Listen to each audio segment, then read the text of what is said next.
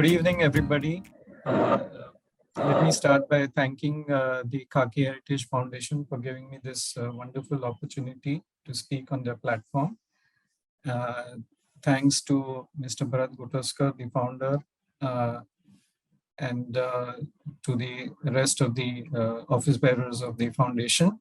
Thanks also to Amrita, who has been coordinating with me for the past month or so to get this presentation online. I think you guys are doing a wonderful job by keeping, our heritage and our culture alive. So best of luck to everybody.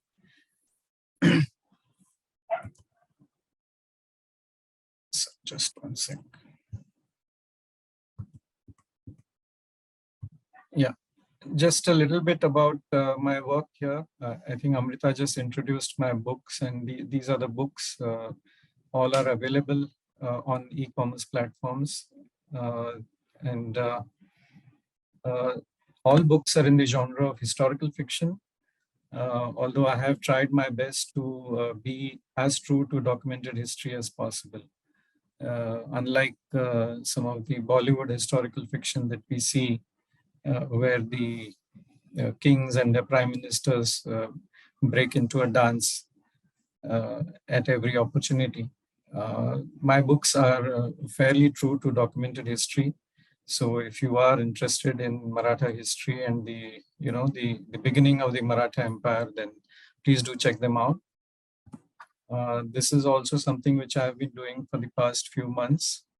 It's a Hindi podcast which you can see on listen to on Spotify, and it's based on medieval battles from Indian history, from medieval Indian history, and there are about 12 published episodes, and episodes on the first Afghan invasion of Maharashtra, episodes on the battles of Panipat, Battle of Kanwa, and the battles of Terrain. There are also 4 episodes on the history of Vijayanagar Empire. So if you guys are interested in these stories, then please do check my podcast. With that, I think let us start the presentation for the day. Surgical strike, Shivaji Raje's attack on Shaista Khan. This name surgical strike was, I think, this name became famous after the attack by the Indian army on the terrorist camp in Pakistan. But such attacks were planned even in medieval times, and Chhatrapati Shivaji was the first, probably one of the earliest to plan such lightning raids on enemy camps. And a lot of his war strategy was based on similar attacks, similar guerrilla attacks. Let us get a little bit of a background leading up to this particular event. And if you rewind a little bit back to the 13th century, you see that Maharashtra was till the 13th century ruled by Hindu kings. And the Yadav rulers, or the Yadav dynasty, was the last Hindu dynasty ruling in Maharashtra. Up until that point of time, the Islamic Sultanate in Delhi had not crossed the Narmada River and entered the peninsular India, or the Deccan, as it is called.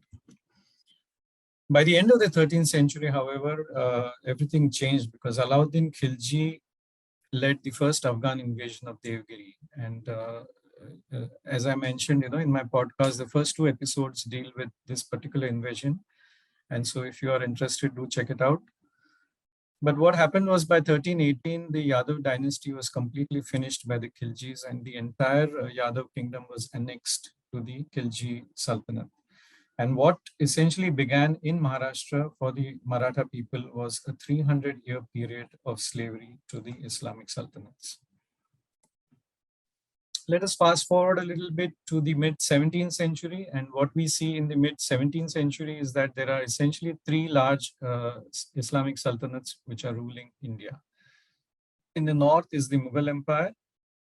And in the Deccan, you have the 2 main sultanates of Adil Shahi and Qutub Shahi.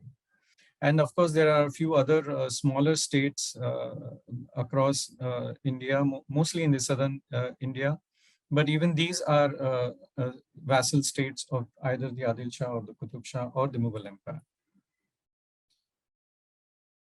But what happened in the mid-17th century is what really we are all proud of, isn't it? And this is what happened in the mid-17th century. An incredible person was born in 1630 to Shahaji Raje Bhosle and Jizabai. Shahaji was a nobleman in the service of the Adil Shah at that time. And in fact, he had been banished from Maharashtra to the south. He was stationed in Bengaluru, in his estates in Bengaluru, and he was banned from coming to Maharashtra. His wife, Jizabai, however, stayed back in their Pune Jagir, and she stayed back with their young son, Shivaji. And in Shivaji, Jizabai fostered the dream and the idea of a free state for their people, a state free from imperial rule, a state free from Sultanate rule. Shivaji grew up with these dreams and with these ideas. And by the age of 16, in the year 1646, Shivaji had begun his incredible rebellion along with just a handful of his followers. And he begins his rebellion by taking the Torna Fort and the Murumdev Hill. The Murumdev Hill was later renamed as Rajgarh, which became Shivaji's capital for many, many years. After 1646, the first brazen act of rebellion that Shivaji commits is in 1656, when he takes the district of Jauli. Jauli is basically the area of Mahabaleshwar, Pratapgarh. It's essentially the valley of the Koyna River. And with this, he gets access to many key routes, key passes, several forts, and it brings him very close to Adil Shah's possessions in Konkan. And that suddenly wakes up the Adil Shahi administration, because up till this point of time, Shivaji Raje's actions had been fairly local, and they had not been too alarming for Adil Shahi. But with the annexation of Zauri, that became suddenly, that suddenly changed. And Adil Shah suddenly took notice of Shivaji Raje's actions. Let us take a look at what's happening in the north at this point of time. In 1658, Aurangzeb has arrested his father and put him, restrained him, and he has eliminated his brothers and his nephews in a long and bloody war of succession. And by 1658, he has ascended the throne as the sixth Mughal emperor of Hindustan by taking the title of Alamgir. From 1658, he takes a little bit of time to get settled in his offices and to settle down his own administration and to get a hold on the empire. And the very next year, in 1659, Adil Shah decides to put together a major campaign against Shivaji. We must realize at this point of time that Shivaji's man strength, his power is quite in its nascent stage. And in spite of that, in spite of knowing that his strength is fairly small, Adil Shah has put together a major campaign under a very leading general of that time, Afzal Khan. Afzal Khan is a very prominent general. He was a very successful general. And he was also a much feared general across, soldier across the stretches of the land. In fact, it's said that even Aurangzeb himself was quite wary of this Adil Shahi general, because of an incident in 1657 when Aurangzeb had invaded Adil Shahi as a prince, as a Mughal prince. And he had almost crossed swords with Afzal Khan, and he had had a terrible time with him. That's another story. We won't go into that. But suffice it to say that Afzal Khan was a much feared general, and he also had a very large army, and he descended into Shivaji's dominions in the second half of 1659. Afzal Khan had been detailed by Adil Shah and his mother to capture Shivaji dead or alive. So this mission, this expedition was planned with the aim of finishing the Maratha rebellion once and for all. But what essentially happened is, as they say, the stuff of legend. We are all aware of this story. On 10th of November 1659, Shivaji assassinated Afzal Khan at a personal interview, and then escaped to the Pratapgarh fort himself, but his army fell on the imperial Adil Shahi army from all sides, uh, and completely eliminated the large imperial Adil Shahi army. But they did not stop there. After the victory in the Pratapgarh war, the Maratha army invaded Adil Shahi along three parallel routes. If you can see that, three Maratha armies invaded into Adil Shahi like the three prongs of a trishul, and invaded quite deep, far beyond Bijapur, far to the south, and annexed a lot of Adil Shahi territory in a very short span of a few months. And they went right up to Kolhapur, Panhala. They captured Panhala fort itself. So this was from November 1659 to February 1660. And obviously, Ali Adil Shah had to take notice of this, because this was getting too dangerous for Adil Shah now. And Shivaji Raje's armies were coming too close to Bijapur itself. So very hurriedly, Ali Adil Shah puts together a second major campaign against Shivaji Maharaj. And he puts together this campaign under a general called Siddhi Johar, who is an Abyssinian. Abyssinia is actually today's Ethiopia. So this Siddhi Johar was an African, and he was also a very accomplished soldier, an accomplished general. And he was given a very large army of about 60,000. And he was again sent after Shivaji with the instructions to finish Shivaji and his rebellion once and for all. So in a short space of less than a year, Adil Shah has had to put together two major campaigns against the Marathas. By 1660, Aurangzeb himself has now settled down in his administration. He has gotten a good hold on the Mughal Empire. And he now decides to take cognizance of the Maratha rebellion. Now, it is essential to understand at this point that from 1646, when Shivaji Raje started his rebellion or started his movement, till 1660, we are at 1660 now, till that time of about 14, 15 years, Shivaji Maharaj has not crossed swords with the Mughal Empire. All his activity has been against the Adil Shahi Empire, against the Adil Shahi Sultanate. And he hasn't really indulged in any major activity in Mughal territories. Why then did Aurangzeb decide to put together a large campaign against Shivaji Raje? Now, the reason obviously is that Aurangzeb from a very early stage had a burning desire to extend the Mughal Empire into the Deccan. He wanted to completely finish off Adil Shahi and Qutub Shahi. And he had in fact tried doing that when he was a Mughal prince, but he could not accomplish this task, and he had to return because Shah Jahan fell ill, and then Aurangzeb had to return to claim the throne. But the desire, the ambition remained, and he realized with Shivaji's growing power, Shivaji Raje's growing power, that if he wanted to expand into the Deccan, then the Marathas under Shivaji Maharaj would pose one of the biggest challenges to his expansion. And so he decided to take action against the Maratha, growing Maratha power at this point of time.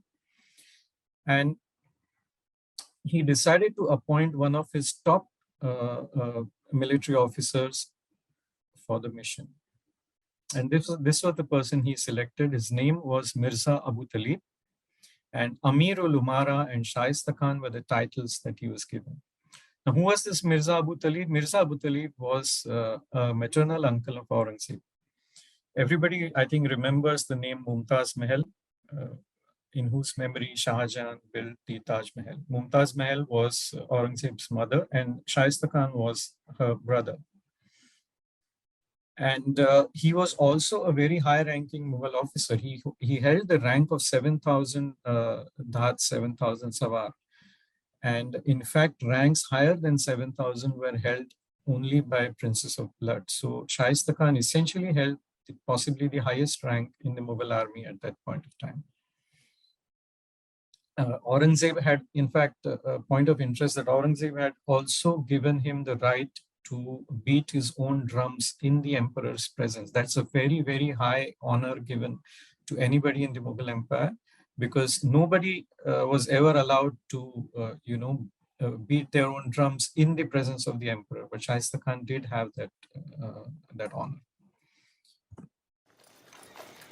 Shaista Khan was appointed as the governor of the Mughal Deccan province at this time. Aurangabad was the capital of the Deccan province, and Shaista Khan reached Aurangabad with a big army and left from Aurangabad in the January of 1660. How big was his army? Well, the numbers in different sources differ, but almost all historians agree that he had an army in excess of 70,000.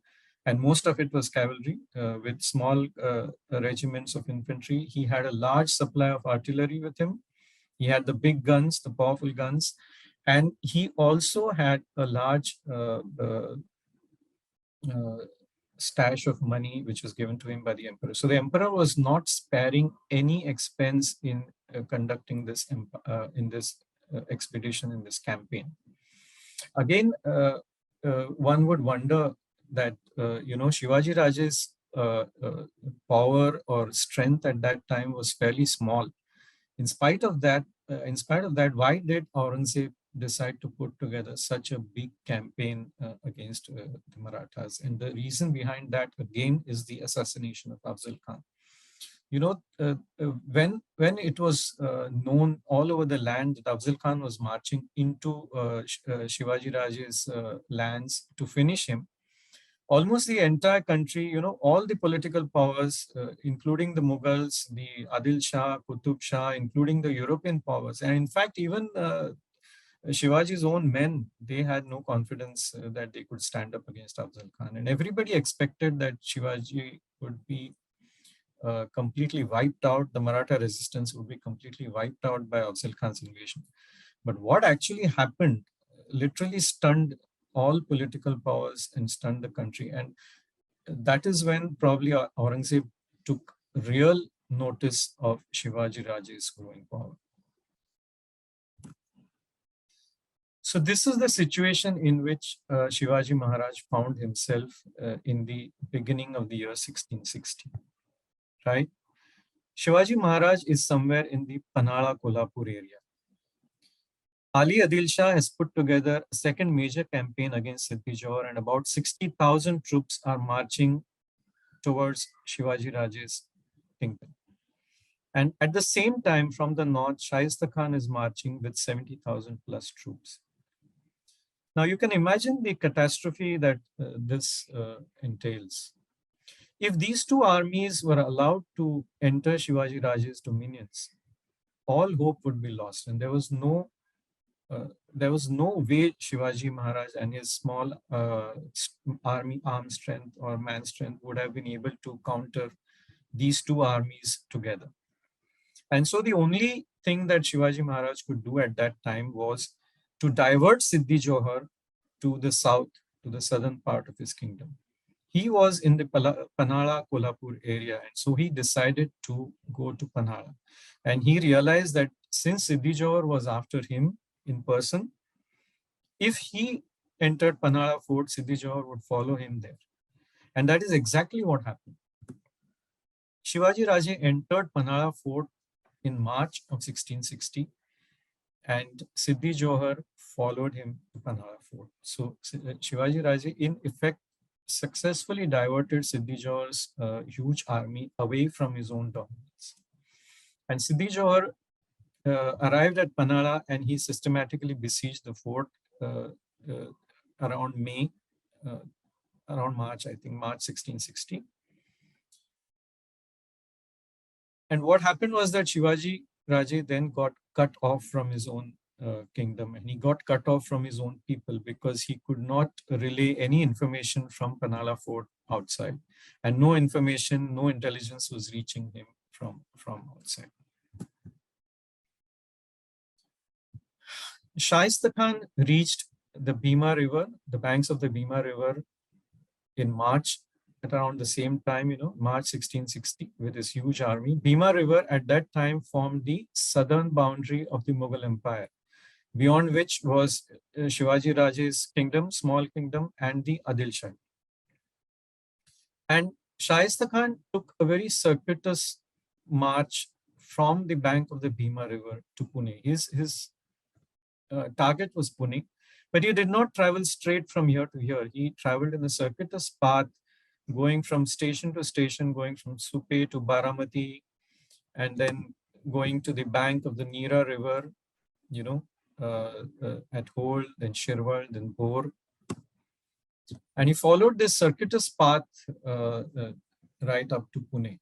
This entire region is hilly, and Shaista Khan's army had to traverse through the hills to reach Pune. And in fact, it was such a difficult thing for him to do because he had to actually cut his way through the hills. And there are reports which tell us that they actually had to break their way through rocks and hills and cut down the trees in order to let their army pass, in order to, wield their huge guns and let the elephants pass through. But in spite of that, he took this difficult path. And one might wonder why, I guess everybody is wondering why he decided to take this difficult path to Pune and not go directly from the bank of the Bhima River.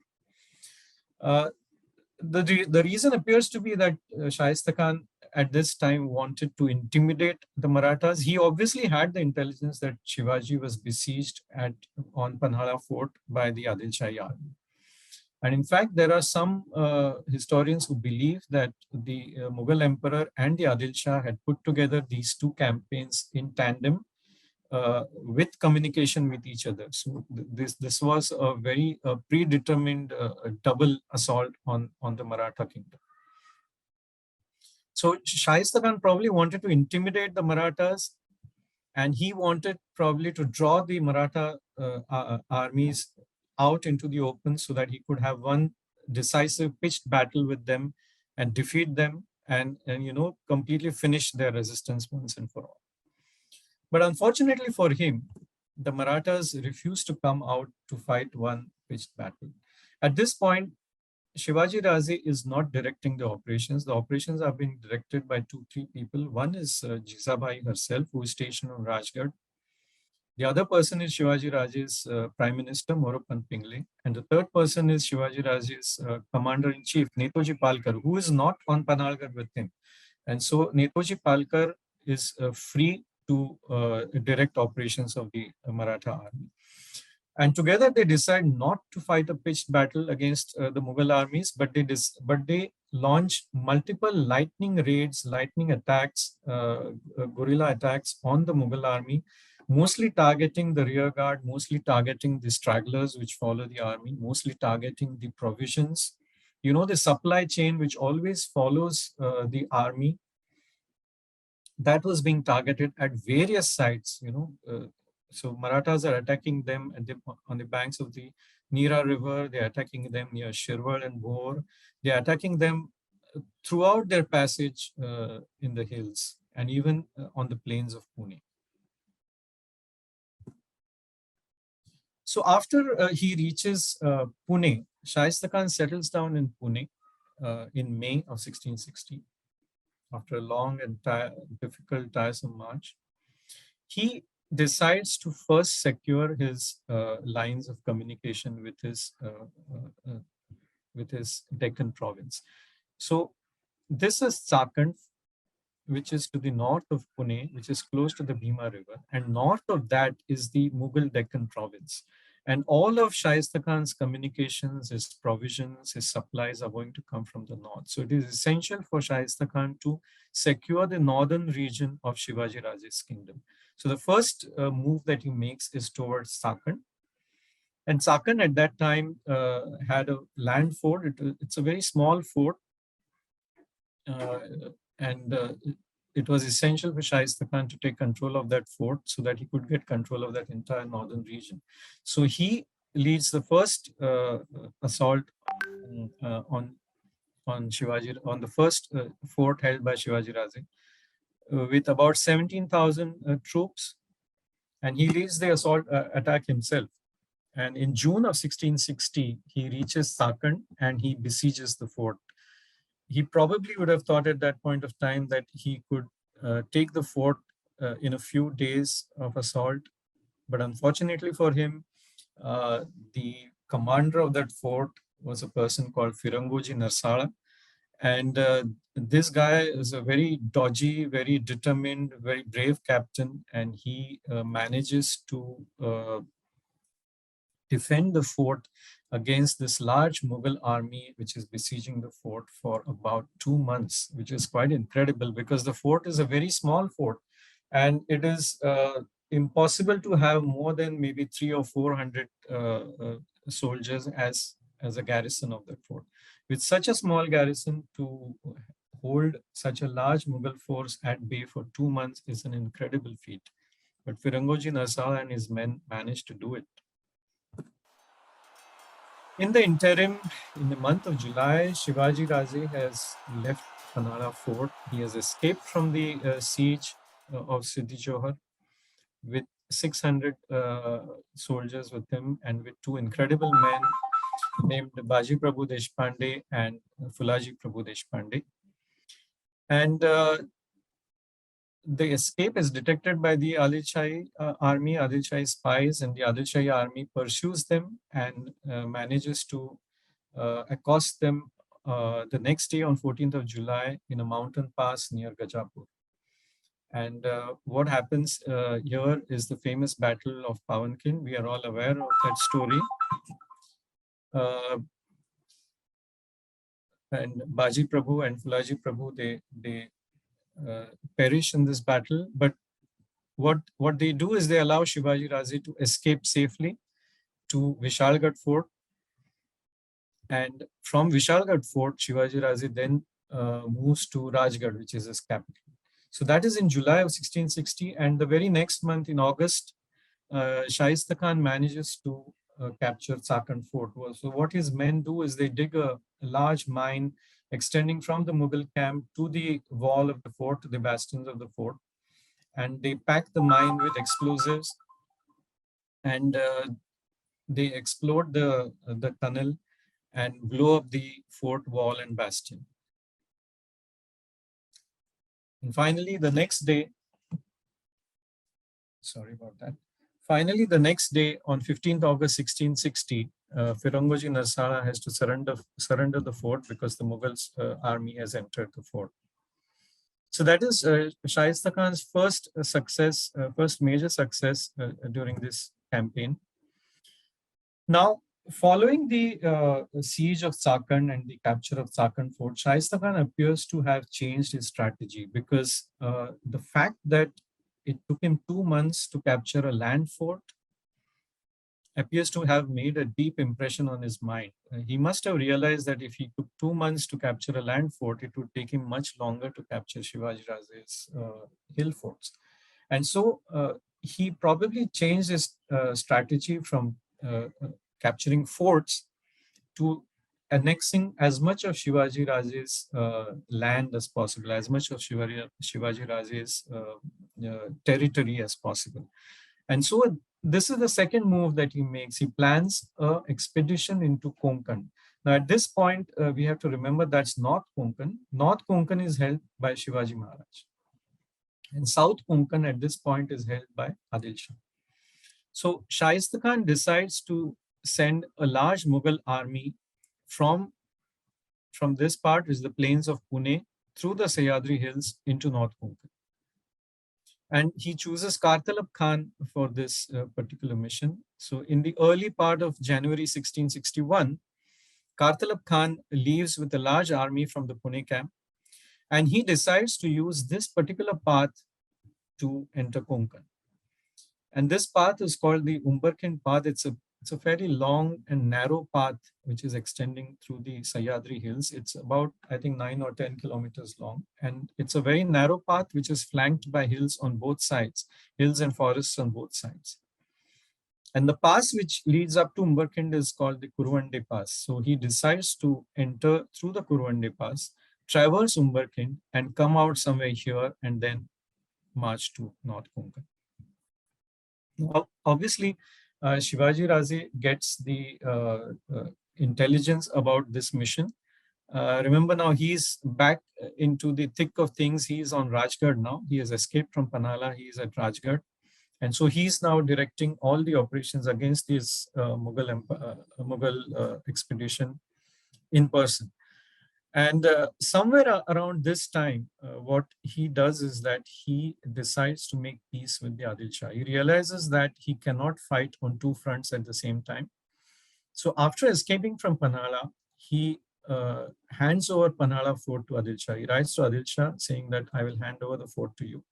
And he gives away the fort.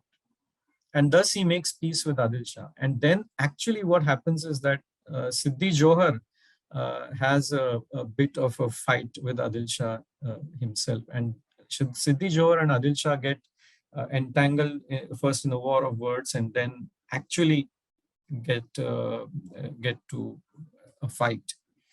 So that's another story. But what is important here is that Shivaji Maharaj, with this political move, has somehow, put that frontier to peace.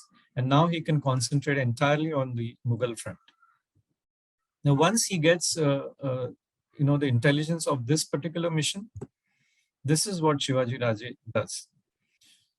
Now, this is the Umbarkand Pass. That's a Google picture, and I have purposefully used this. This is the long and narrow path of Umbarkand, which is flanked by hills and forests on both sides. And this is the path which the Mughal army is about to take. And the Kurvande Pass is somewhere here. So what Shivaji Maharaj does is he plants his infantry on both sides of Umbarkand in the forests. He hides his infantry on both sides. Then he himself takes a large cavalry force and blocks this end of the Umbarkand Pass.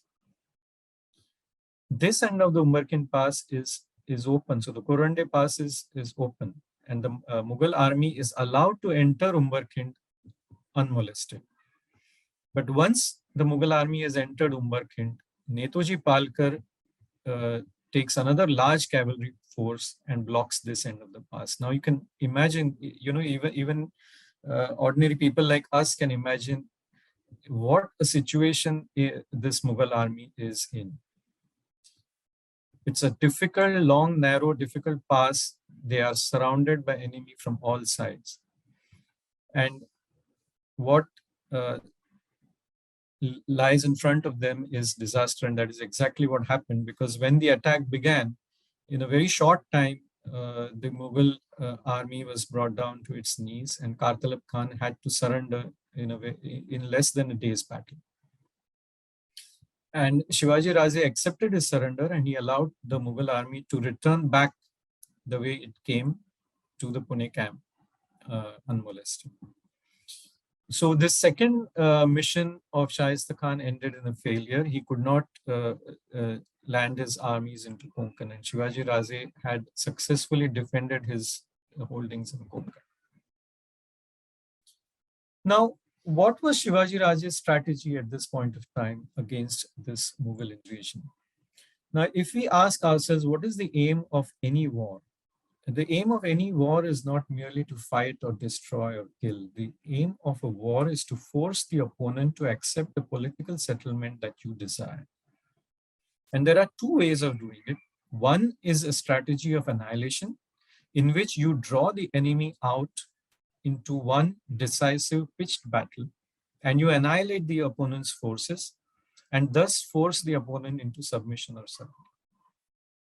But if you can't do that, then you have to resort to the other strategy, which is called the strategy of attrition, in which you actually avoid a decisive or a pitched battle. And what you resort to are multiple swift attacks or raids on the enemy forces.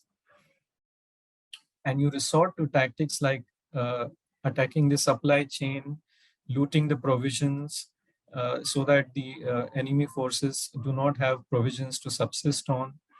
You also leave nothing in the countryside. See, the enemy is in your territory, and the enemy is obviously going to make use of the, whatever is available in your countryside. They are going to loot the people. They are going to loot the grain. They are going to carry away farm animals. So you leave essentially nothing in the countryside. So you make the people move out of the countryside into the hills. You make the people shift all the grain supplies. You make the people shift out all their farm animals, and you essentially leave nothing for the enemy to subsist on. An extreme form of this strategy is called the scorched earth strategy, in which, in fact, the defending armies have resorted to uh, cutting down trees so that the enemy forces do not even find shade to rest. They have resorted to filling up, all the watering holes and especially the wells with earth so that the enemy forces do not even find water to subsist on. So that's an extreme form of the strategy. And the Marathas appear to have resorted to all of these tactics in this war of attrition against the Mughals. And so we find, there are various theaters of war. From this central Pune camp, Shaista Khan is sending forces to the northwest, where Bulaki Khan has besieged Fort Dairy. And Shivaji Maharaj sends his captain Kavji Kondhalkar with a Maratha force, and he fights with this Mughal force, and he raises the siege and scatters the Mughal forces. In another incident, Namdar Khan, who's another captain under Shaista Khan, has gone to the Pain region, where Shivaji Raje himself leads a cavalry force and defeats him. And in various reports, you find Netoji Palkar's name coming up, and Netoji Palkar is in fact all over the place. He's finding in the Zunnar area, he's fighting even in the Ahmednagar area, he's fighting here in the Supe region. And, one of the major sources of information that we have are called the Wakais, which are nothing but the newsletters which are sent from various Mughal outposts to the central administration. And these newsletters give an account of whatever is happening, in a particular, say, Mughal campaign. And so all the newsletters of this region of that particular time, 1662, 1663, if you go through, you will find many of these reports of these skirmishes between the Mughal soldiers, Mughal army and the Marathas. But who was suffering the most in all these attacks? It was obviously the people. And the Mughal depredation had reached such a level that the people had all fled to the hills, and they had no homes left because everything had been burned. Their homes had been burned. Their crops had been burned. And Shiv Bharat, which is one of the sources of history that we resort to, has this to say: the Muslim army destroyed temples, demolished monasteries, razed houses of principal men to the ground, cut trees, and laid waste many ancient villages and towns. And one of the newsletters, reports this particular attack in January 1662, where Namdar Khan and a few other officers set fire to some 70 to 80 villages in a single day. Can you imagine that? And forced all the inhabitants to flee to the hills. But the very next day, the Mughal soldiers pursued the people into the hills, And even from there, they dragged them out and imprisoned some 300 odd men and women, and captured some 1,000 head of cattle. And again, the next day, they burned down all villages between Lohargarh, Visapur, Tung, and Tikona Fort. So you can imagine the extent of Mughal depredation at that point of time. And the suffering of his people was what was most worrying for Shivaji Maharaj at that point of time. And so somewhere in 1663, now remember that Shaista Khan has been in Pune for about 3 years, almost 3 years. And these attacks, this depredation, this war is not been going on for a few weeks or a few months. It's been going on for 3 years. And so it is now essential, or it is now necessary for Shivaji Maharaj to take decisive action. And this is probably what he must have reasoned with himself, that the host is too large, so a direct confrontation is still impossible. It was impossible in the beginning, it is still impossible. And so what he decides to do is he decides to lead a decisive, targeted guerrilla attack or raid on the Mughal camp in Pune. And he decides to take out the head of the snake, as the proverb goes. And taking out the head of the snake in this context means that he decides to take out the general of the Mughal army itself. He decides to take out Shaista Khan in person. And obviously, he is going to resort to espionage, and he's going to plan the raid to the last detail. So let us take a look at the theater of this raid. Now we are looking at the raid which took place on the night of 5th and 6th April 1663. This is the Pune camp, where is the central Mughal camp. This is Kondana Fort or Sinhagad Fort, which is in Shivaji Raje's possession at that point of time. So there is a Maratha garrison over here. Between the Pune camp and Kondana Fort is another Mughal camp, which is held by Jaswant Singh. Jaswant Singh is the king of Jodhpur, who is a Mughal Mansabdar, a Mughal officer. And he has joined the Mughal camp somewhere in December 1661. And Shaista Khan had asked him to pitch his camp here to the west of his own camp. Obviously, he is taking steps to safeguard his own camp, right? Shaista Khan wants one Mughal vanguard in front of him, because south of this position lie all of Shivaji Raje's forts. You know, there's Rajgarh here, which is his capital, there's Kondana, and there are all the other hill forts over here. And on all forts, there are Maratha garrisons. So Shaista Khan is aware of all of this, and so he has asked Jaswant Singh to pitch his camp here. That is the Mutha River. Okay. So that essentially is the theater of action. If Shivaji Raje has to attack the Pune camp, he will have to go from Rajgarh through Kondana or via Kondana. Somehow he will have to bypass Jaswant Singh's camp, either from the west side or the east side. He'll have to go along the river and then reach the Pune camp. And this is exactly what he plans. The first intelligence, reliable intelligence that he receives, is that Shaista Khan is stationed inside Lal Mahal. Lal Mahal is Shivaji Raje's own childhood home. Okay. And he gets the intelligence that Shaista Khan is stationed inside Lal Mahal, and he is not stationed in one of the tents of the camp. Now, this is a very important intelligence, because if he has to strike Shaista Khan himself, then he needs to know where Shaista Khan is stationed at that point of time. Shivaji Raje also gets a lot of intelligence about the Mughal camp itself. And if you look at the strength of the Mughal camp in Pune at that point of time, we know that Shaista Khan had left with a strength of about 77,000 troops. So if you make provision for all the soldiers that he might have stationed at various places that he annexed during his march, then he would probably have something like 50 to 60,000 troops at least stationed in the Pune camp itself. And there were several, we know the names of at least 68 captains in his camp, and out of which 22 were Maratha captains.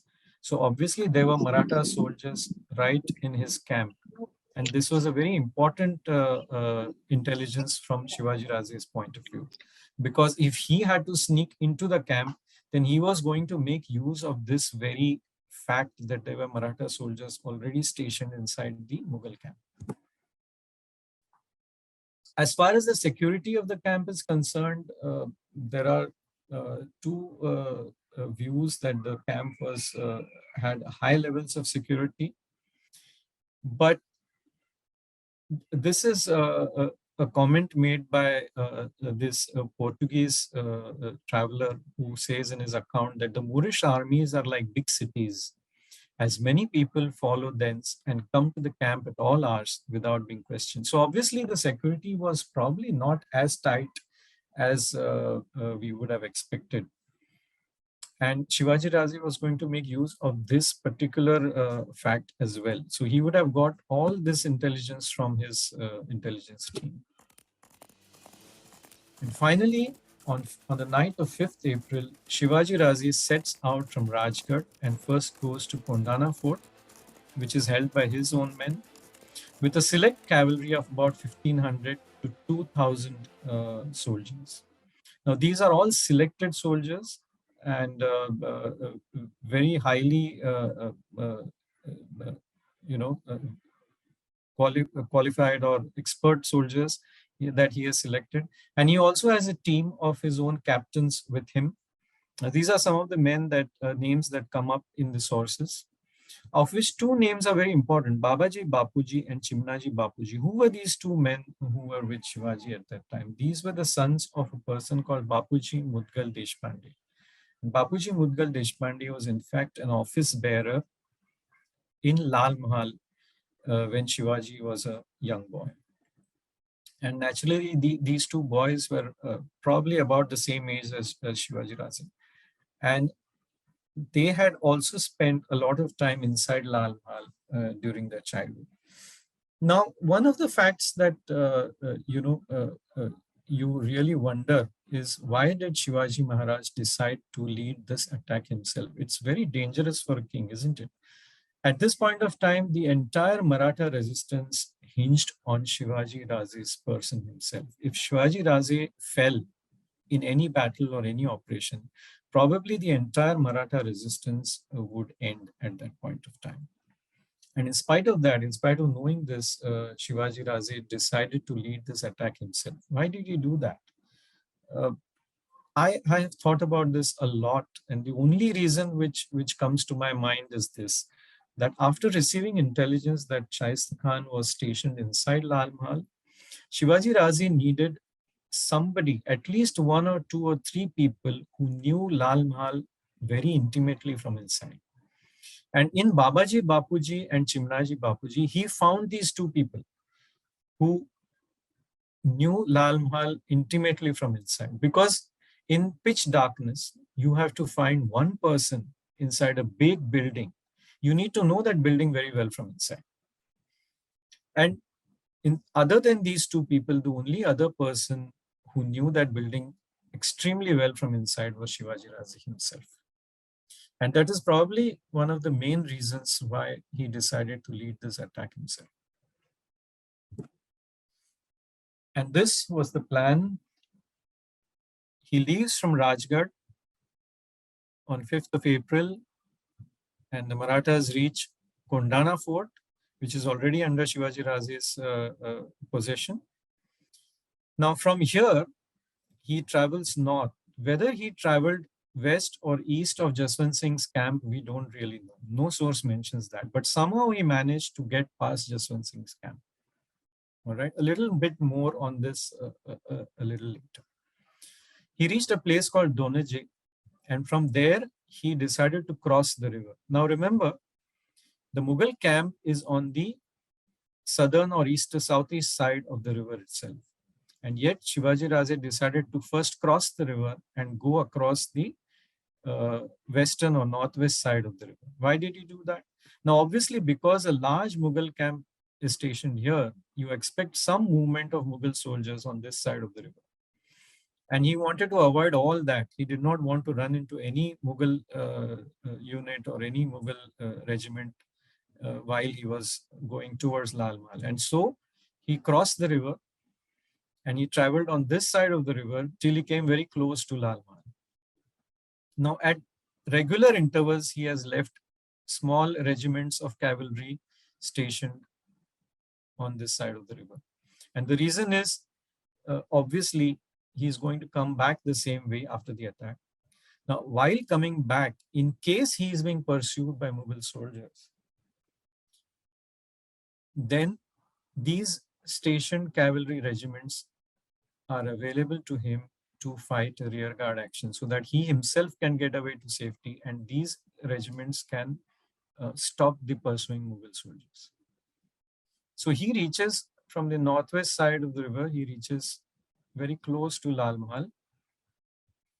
Again, one Maratha regiment is stationed in the Ghats in Katras area over here, right? So there is one Maratha regiment between Jaswant Singh's camp and the Pune camp.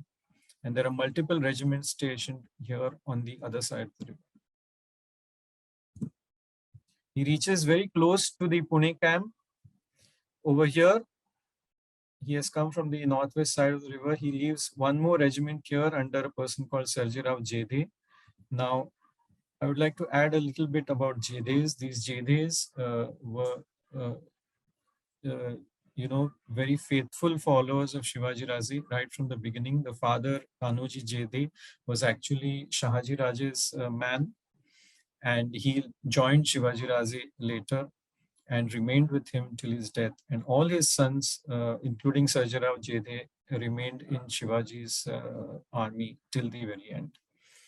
And Sarjirao Jede's brother Chanji Jede was supposed to be with Shivaji in the assault team on Lal Mahal. So here Sarjirao Jede waits with some spare horses. Shivaji and his men, the select men who are going to go into the Pune camp with him.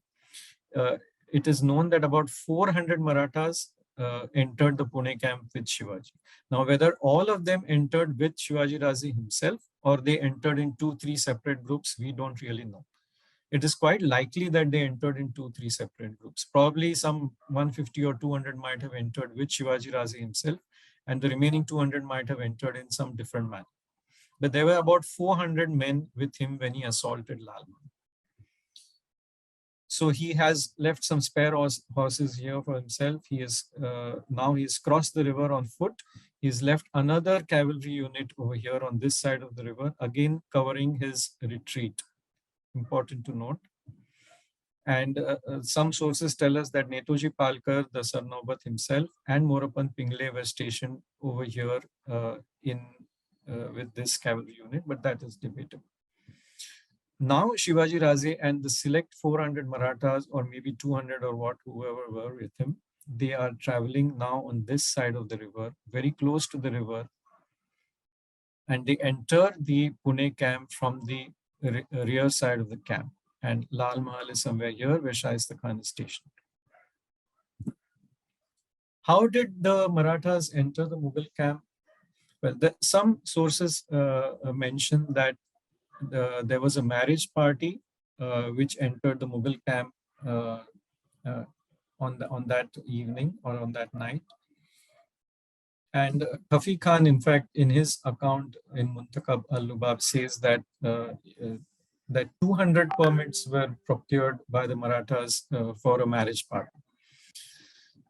Sabasat Bakar, which is another important source in Marathi, says that, at different points, the Marathas who were infiltrating the Mughal camp, they were asked, who are you?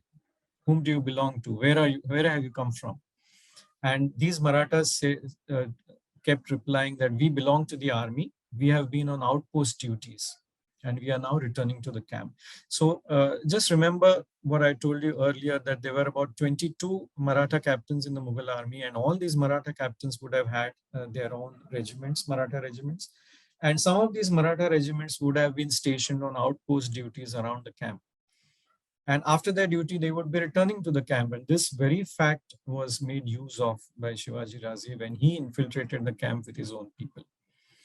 And he kept telling at the various checkpoints that we are Maratha soldiers from maybe XYZ captain's regiment, and we were posted on outpost duties, and we are now returning to the camp. Some Marathas might have entered in a make-believe marriage party. Whatever it was, about 400 Marathas infiltrated the Mughal camp on that night. And all of them now assembled at the back side of the Lal Mahal building. Right now, the rear end of the building was usually meant for the servants, the entry and the exit of the servants. And all of them assembled at the back side of the building, and they entered the outer courtyard of the building from the servant entrance at the back. The first thing that was done was obviously the guards on duty in the courtyard, etc., were first silenced. And the main gate, which was on the front side of the building, was taken into possession. The guards on the main gate were also killed, and the main gate was taken into possession. Now, all of this was obviously very meticulously planned, and Shivaji Raje had assigned these specific tasks to various units and various captains. And as soon as they entered the outer courtyard of the building, these captains would have set to work with their own regiments and would have taken down the guards, taken possession of the main gate. There is also one very interesting fact which does come up in some accounts, although not in any of the original accounts, but does come up in some of the accounts of modern historians and modern authors, that it was the anniversary year month or the year of Aurangzeb's coronation, and so the nagaras or the musical instruments would be sounded at regular time throughout the day and throughout the night. And one Maratha party took possession of the Nagar Khana on the main gate, and they forced the people stationed there to start playing the nagaras and the dhols and etc. musical instruments. Now, whether this is true or not, we don't really know, but that's one of the things that has come up. Now, after entering the outer courtyard, a very select group of people with Shivaji Raje himself enter the main building of Lal Mahal through the kitchen. All right, the kitchen had a door. Obviously, Shivaji Raje knew the kitchen, that door was there, but that door had apparently been closed down with bricks and muds, and Shivaji's men had to break it down. Now, while this door, which had been closed up, was being broken down, obviously there would have been some commotion, some sound, some noise. And unfortunately, it being the month of Ramzan, some cooks had woken up very early to prepare the morning meal. Now, during Ramzan, the Muslims will not eat between sunrise and sunset. So they'll have one meal before sunrise and they'll have another meal after sunset. And so obviously to have the pre-sunrise meal, the cooks would have to get up earlier than usual during the Ramzan month. And that is what had happened. And when Shivaji Raje and his men were breaking down through that barricade into the kitchen, that created a bit of commotion. And unfortunately, some of the cooks who had woken up had to be sacrificed. And Shivaji Raje, whenever you read his history, he comes across as a person who generally would not resort to sacrificing innocent people. But at this point, he had to sacrifice these innocent men because otherwise the mission itself would have been in danger.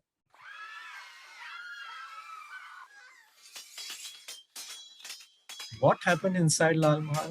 Well, actually, we know precious little because no source tells us actually what happened inside Lal Mahal. However, we know a few facts that there was indiscriminate slaughter, all right? And this slaughter took place in near total darkness or maybe in the flickering lights of candles or some mashals. A lot of people were killed, a lot of people were injured. Shaista Khan was found. He was found inside Lal Mahal by the Marathas. And he was attacked. And he was probably attacked by Shivaji Raje himself. All right. Although we can't be entirely sure of this, but we are reasonably sure that Shivaji Raje himself attacked Shaista Khan. And Shaista Khan escaped alive with some injuries, presumably to his hand. And a lot of people were killed and a lot of people were wounded. How many were killed and how many were wounded? On the Mughal side, about 52 people were killed, including Shaista Khan's eldest son, Abul Fatah, Shaista Khan's son-in-law, 12 women of Shaista Khan's household, including one of his wives, and an unknown number were injured, including 6 wives of Shaista Khan and 2 more of his sons who were injured. On the Maratha side, 6 were killed and 40 were injured. But in spite of all these injuries, all those, who were alive, apart from the 6 killed, escaped safely and reached Kondana Fort. Now, there are a couple of reports which say that, some of the things happened unexpectedly. Some of the things happened contrary to what was planned by Shivaji Raje. And there was apparently one water tank which had been created there, which the Marathas didn't know of. And 2 of the Marathas fell in the tank and drowned and died. This is what has come up in one of the sources. But whatever it is, there were 6 Marathas who were lost and 40 were wounded. And how do we know all of these details that I just mentioned? Well, it is from one particular letter from an English officer called Philip Gifford, who was stationed at Rajapur. And he wrote this letter to his officers in Surat on 12th of April, 1663, which is just a few days after the attack. And how did he get all these details? He got all these details from a person called Rauji Pandit, who is none other than Rauji Somnath, who was Shivaji's officer stationed in Rajapur. And Rauji Somnath received a letter from Shivaji Raje himself. And he told Philip Gifford about this letter which he had received from Shivaji Raje. And Philip Gifford then wrote to Surat with all these details. And this is the letter. And all these details are given in it, that Shivaji Raje went in person with 400 men and he attacked Shaista Khan in person, wounded Shaista Khan with his own hand. So this is how we know that Shivaji Raje probably himself attacked Shaista Khan. And all the details about how many were killed and how many were injured, etc. Now, after the attack, the Marathas would have escaped mostly again by the rear entrance, from the rear side of Lal Mahal, and traveled back the same way that they came. They would have reached the first cavalry unit, which is stationed over here. Then they would have crossed the river, gone to the second cavalry unit here with Sajirao. They would have used all these spare horses and started marching from the other side of the river. And they would have marched on the other side of the river, and they would have collected the cavalry units stationed at various points, so that, as Shivaji Raje is marching at the head, he has all this cavalry behind him to fight a rear guard action in case he is pursued. So the king has to be kept safe at all times. And all these cavalry units would have joined him one after the other, swelling the numbers behind him. And Shivaji Raje would have then crossed the river again. He probably crossed the river further down south than the point at which he had crossed it in the beginning, further down south, and then he would have reached back safely to Kondana Fort. Once he was inside Kondana Fort, he was safe. Now, again, I would like to draw attention to Jaswant Singh's camp here, which has remained inactive throughout the episode. And we know of this story. I think everybody's aware of this story, that the mashals were tied to the horns of the cattle in Katras Pass. This story comes to us from the Chitnis Chronicle or the Chitnis Bakar. That is the source which mentions this. Whether it is true or not, we don't know. It's probably true. In fact, it's quite interesting to note that this very tactic was used by Hannibal, when he fought the Romans. The aftermath of the raid, Shaista Khan was so mortified by the attack that he left for Aurangabad within just a few days of the attack. He simply could not stay back in Pune any longer. He handed over the command of the Pune camp to Jaswant Singh and retreated with his entire zanana, all his family members, back to Aurangabad. Right? Aurangzeb heard of the attack by end of April or early of May in 1663. Aurangzeb was traveling from Lahore to Kashmir at that point of time, and he hears of the attack, and he is incensed. He's angry with Shaista Khan for even allowing such an attack to occur. In fact, it is such a thing of shame for the Mughal Empire that such an attack can even take place with a camp of some 50 to 60,000 and hardly a handful of Marathas infiltrating the camp and attacking the general himself. And Aurangzeb takes immediate action. Shaista Khan is dismissed from the Subadari of Deccan. The Subadari means the governorship of Deccan in May of the same year, and Prince Muazzam is appointed as the new Subadar of Deccan. And by the end of that year, Shaista Khan is ordered to report to the Subadari of Bengal. Now, Bengal in those days was supposed to be a demotion for any Mughal officer, because Bengal was a very difficult territory to negotiate and live in and to defend at that point of time. And so Shaista Khan had to leave for Bengal in December of 1663, and it is important to note that Aurangzeb did not allow Shaista Khan to come to the presence, which means Aurangzeb did not allow Shaista Khan to come back to the Mughal court. Now, in December 1663, Jaswant Singh besieges Kondana fort. He lays siege to the fort. And in April of the next year, he attempts to assault Kondana fort, but is defeated. And he too has to retreat. So it's important to note that after 3 years, the Mughals have not gained anything much from this long and expensive campaign. They have not really had any major success against Shivaji Raje and his Marathas. News of this attack resonated across the subcontinent. It appears in English, Dutch, Portuguese letters and the accounts by many foreigners. So obviously the news of this attack was, spread all over the country, and everybody got to know about it, and it immensely enhanced Shivaji Raje's prestige and reputation. And immediately after this attack, all his potential opponents, political and military-wise, they immediately took serious notice of the growing Maratha power. So Shaista Khan was the third decorated general after Afzal Khan and Siddhi Johar, whom Shivaji Raje had outwitted and destroyed. And in fact, each time Shivaji Raje had put his own life on the line. These are some of the sources from which I have taken all of these details. If people are interested, they can check this out. Most of these are available online or as in print format. Thank you so much.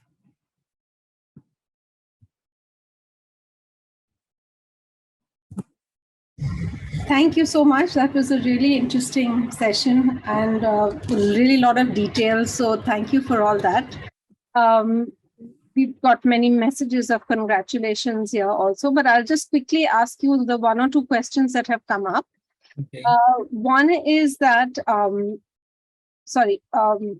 Pradeep wanted to know, did the Marathas find any, friends in the Vijayanagar, and did the two empires have any relations? Did the Marathas find any in Vijayanagara, and did the two empires have any relations? Vijayanagar Empire is much before the formation of the Maratha Empire by Shivaji Raje. So I don't think there was any question. Yeah. Okay. When the Vijayanagar Empire existed in the south, Maharashtra was essentially ruled first by the Bahmani Sultanate and later on by the Adil Shahi. So Maratha Empire had not even formed at that point of time. Okay. And another question is, would you recommend any books for further reading on this subject? See, if you are really interested in reading authentic history, then I would recommend the book by Shri Gajanan Bhaskar Mehendale. The name of the book is Shivaji, His Life and Times. It's a very big book, but it is the most authentic account of Shivaji Maharaj's history that you will find anywhere in print. All right. If you want smaller books, of course, there are books by Sir Jadunath Sarkar. That's a much older book, and so there are a few inconsistencies in that. There is also a book by Setu Madhavrao Pagdi, but I would personally recommend Sir Shri Mehendra's book to people. Yeah. Okay. I mean, we don't have any more questions. We just have a lot of congratulations and thanking you for such a wonderful session. So we do hope you will join us for many more talks in the future. Oh, sorry, I think one more question may have come. Would you have recommendations for any movies for children to watch, any authentic account of Shivaji Maharaj conquests? There aren't too many movies which can be recommended. Frankly, as I said, our movie makers really go on a flight of fantasy whenever they make historical fiction, and but if at all I would recommend something, I would recommend the Marathi serial which was telecast on Star Pravaha, I think from around 2004 or 5. There are some 60, 70 episodes. I think all of them are available on YouTube. The name of the series is Raja Shiva Chhatrapati, I think. That is still a fairly good and well-made serial, but otherwise I don't think I would recommend any movies. None of the recently made movies have made a mark. I'm sorry. Okay. And one last question coming through. I remember reading from the introduction of Sriram Dogi, which was written by Nahar Kurudkar, that there were still different opinions regarding if Shivaji Maharaj was really present in Lal Mahal. He mentioned theory that many soldiers dressed as Maharaj, Shivaji Maharaj, entered the Mahal. And is there any thorough proof that he was there, which I think you did cover? Yeah, I did mention. So, frankly, that is the only proof or only account that we have, which is near, definite, which says that Shivaji Raje was himself present, because Philip Gifford wrote the letter from Raoji Somnath's information, and Raoji Somnath has said that he got a letter from Shivaji Maharaj himself. So Shivaji Maharaj himself wrote the letter to Raoji Somnath saying that I led the attack and I attacked Shaista Khan. So if this is to be believed, then that is the most authentic proof that Shivaji Maharaj was present himself. But apart from this, there is no other reliable source which mentions that Shivaji Maharaj was present himself. Right. And the last question is, were the Adil Shahis tolerant of other religions? Look, if you read the history of all the sultanates that have ruled India over that 1,000 years, I don't think any sultanate was particularly tolerant of other religions. But in the Adil Shahi, yeah, there was one ruler called Ibrahim Adil Shah who practically had become a Hindu himself. So during his time, you can say that Adil Shahi was tolerant because he himself almost had become a Hindu, except on paper. But apart from that, I don't think any of the sultans were particularly tolerant of any other religion. And are there any books from the eyes of close generals who were close to Shivaji Maharaj? Any books?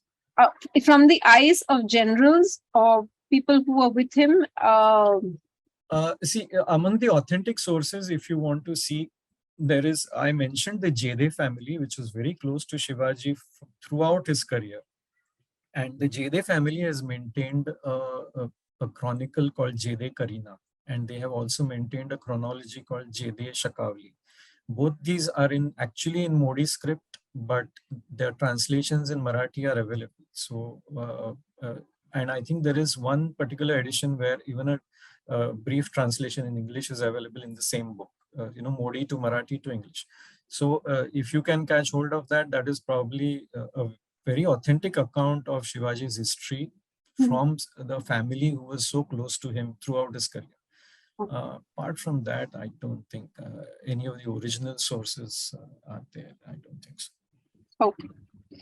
I think there are a couple of sources, like the Sanskrit poem Shiv Bharat, that is presumed to be a biography of Shivaji, which was sanctioned by Shivaji himself. That's what the author says, that the Raje himself told me to write this.